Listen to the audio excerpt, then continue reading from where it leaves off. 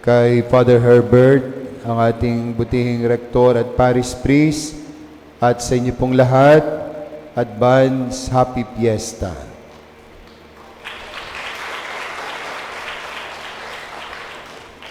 Batiin naman natin ng advance Happy Fiesta ang ating mga katabi.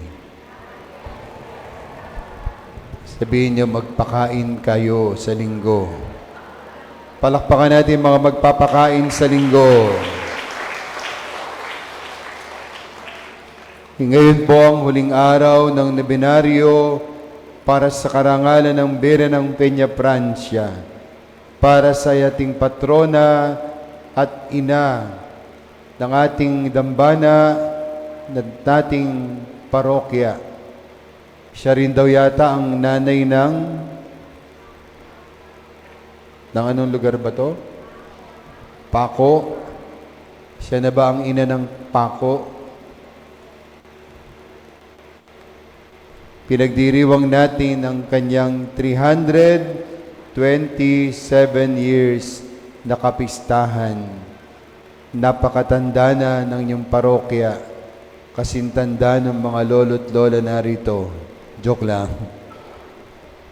Na nagdiriwang tayo, nagsasaya tayo, nagnunubena tayo dahil sa ating ina, ang Peña, Francia, ang ina ng ating Panginoong Kristo, ang ina ng simbahan, ang ina nating lahat.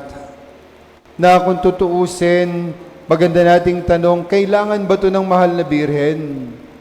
Kailangan ba ng mahal na Birhen ang pagpaparangal na ginagawa natin sa Kanya? Kailangan ba, mga kapatid, ng mahal na Birhen ang korona, ang canonical coronation, ang pagiging dambana? Kailangan ba niya lahat yan? Alam niyo, kung tutuusin, hindi. Sapat na, mga kapatid, ang karangalan, ang biyaya na pinagkaloob ng Diyos sa Kanya. Nang siya'y hirangin ng Diyos na ina ng ating Panginoong Kristo, ng ina ng Diyos, nang siya'y hirangin ng Diyos bilang reyna ng langit at lupa, nang siya'y hirangin ng Diyos bilang ina ng simbahan, sapat-sapat na ang biyaya, ang korona, ang karangalan sa mahal na Birhen. Para sa kanino yan? Para yan sa ating. Para yan sa ating mga Katoliko, para yan sa ating mga Kristiyano.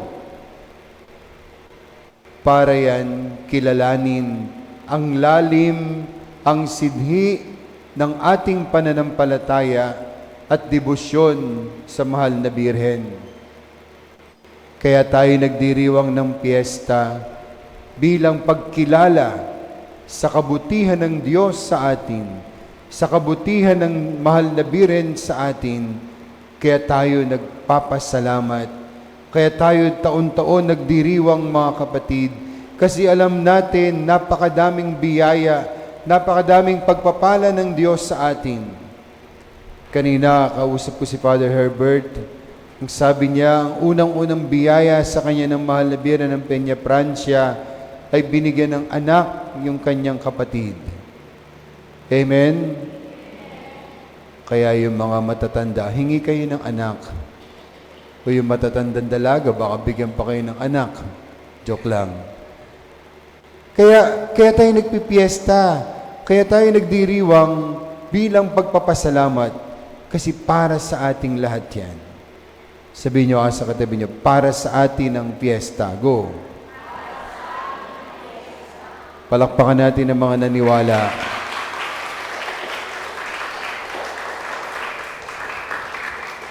Kaya ano man ang gamitin natin, ano man ang bigay natin ngayon, ano man ang ialay natin ngayon, magpakain tayo sa fiesta, para yan sa atin, para yan sa inyo, para yan sa ating mga kapatid na mga anak na ina ng Peña, Francia. Dahil tayong lahat ay minahal ng Diyos, tayong lahat ay inibig ng Diyos, at tayong lahat ay patuloy na minamahal at ginagabayan ng mahal na Birhen, ang ina, ang Peña Francia. Sa Ebanghelyo narinig po natin 3 beses na tinanong ng ating Panginoong Kristo si Pedro kung minamahal mo ba ako. Kung naalala niyo, bago ipako sa krus ang ating Panginoong Hesus, nung siya'y nagpapakasakit, pagkatapos siyang dakpin, nagtakbuhan yung mga alagad. At hindi ba si Pedro, katulad ng sinabi ni Jesus, 3 beses mo akong ipagkakalulo sa katitilao kang manok. 3 beses niyang itinatwa si Kristo. Ngayon naman sa Ebanghelyo, 3 beses siyang tinanong kung iniibig niya ang ating Panginoon. Alam ni Jesus ang laman ng puso at isipan ni Pedro. Kayang basahin ito ng ating Panginoong Kristo. Alam niya kung gaano siya kamahal ni Pedro. Alam niya kung gaano nagkulang si Pedro. Kilala ni Jesus si Simon Pedro. Pero pansinin niyo sa huling bahagi ng Ebanghelyo, anong sabi ni Jesus? Sumunod ka sa akin. Sa kabila ng mga kahinaan at kapalpakan ni Pedro, minamahal siya ng Diyos. Minahal siya ni Jesus. At karapat-dapat pa rin siyang sumunod. Tinawag pa rin siya para maging apostol at maging alagad. Hindi ba tayo, alam natin kung gaano tayo nagkakasala sa Diyos, mga kapatid. Alam natin kung gaano tayo nagkakasala sa simbahan. Alam natin kung gaano tayo nagtataksil sa ating kapwa. Wala naman sa atin dito ang perpekto. Lahat tayo nagkakamali. Pero hindi ba, patuloy pa rin tayong inaakay ni Ina sa anak niyang si Jesus. Patuloy pa rin tayong tinatawagan ni Kristo na sumunod sa Kanya sa kabila ng ating mga kahinaan, sa kabila ng ating mga kapalpakan sa buhay. Itatanong nyo, bakit nga ganun, Father? Kasi sapat at sobra-sobra po ang pag-ibig ng Diyos sa atin. Sa kabila ng ating kapalpakan, sa kabila ng kapalpakan ni Simon Pedro, sapat ang pag-ibig ng Diyos. Sabihin nyo sa katabi nyo, sapat ang pag-ibig ng Diyos sa iyo. Go! Palakpakan natin ang mga naniwala.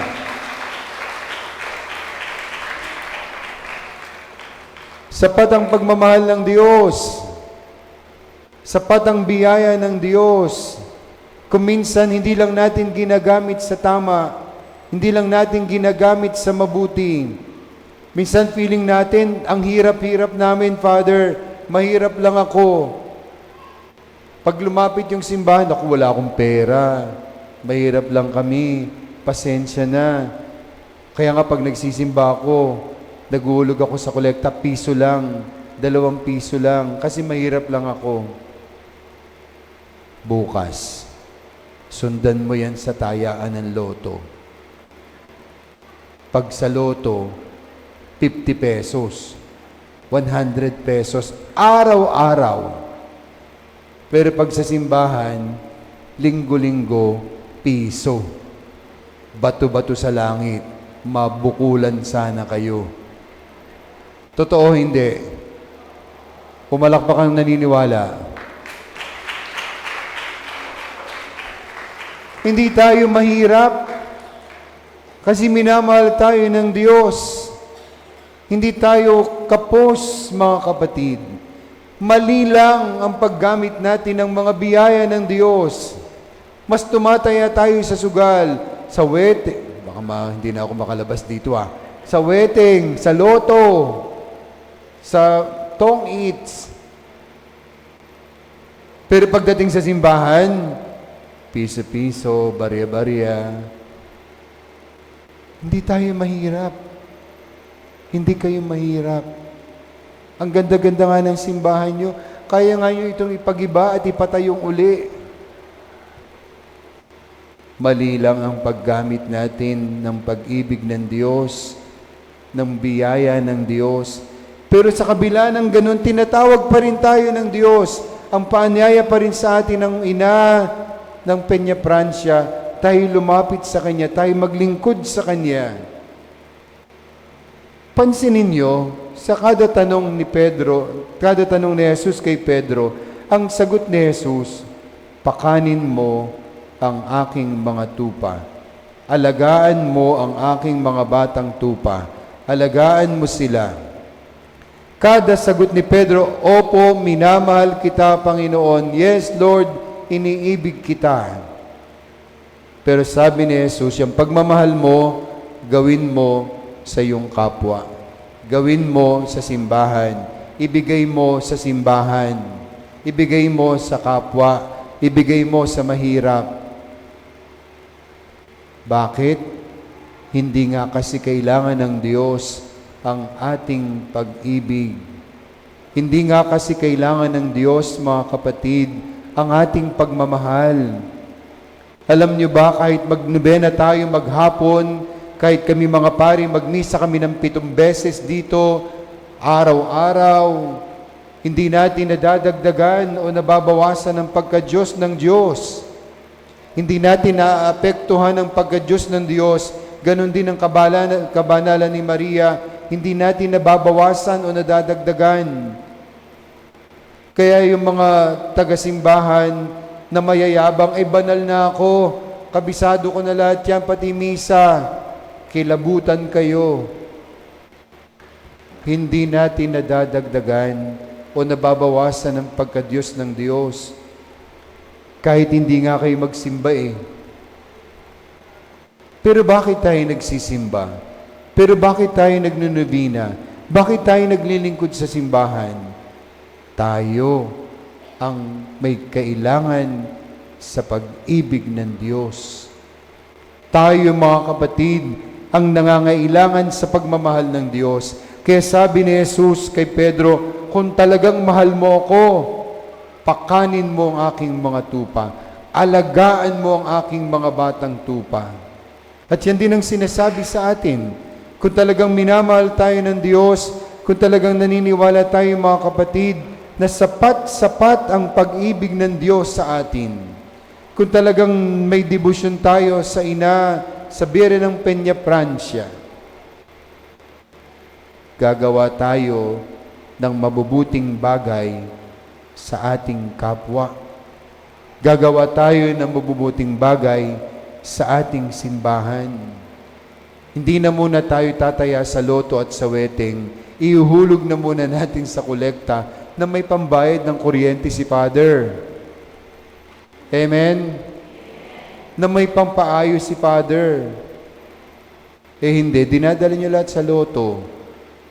Father, wala kasing tama sa simbahan. Anong wala? Pag ibinalik ng Diyos yan sa'yo, siksik liglig. Amen?